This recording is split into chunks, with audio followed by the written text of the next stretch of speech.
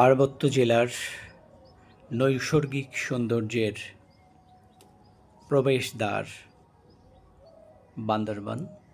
বান্দরবান জেলার প্রবেশদ্বার লামা উপজেলা। লামা উপজেলার মিরিঞ্জা ভ্যালির একটি পাহাড় এটি। বর্তমান সময়ে নীল আকাশ, সাদা শুভ্র মেঘ এবং পাহাড়, এই তিনের সমন্বয়ে খুব চমৎকার এবং মনোমুগ্ধকর একটা পরিবেশ, যা সবাইকে মুগ্ধ করে, আকর্ষণ করে। পাহাড়ের সৌন্দর্য, প্রত্যেকটা মানুষ পাহাড়ের সৌন্দর্যে বিমোহিত হয়। পাহাড়ি মানুষের সরল জীবন এবং তাদের জুম চাষ সবাইকে আকৃষ্ট করে।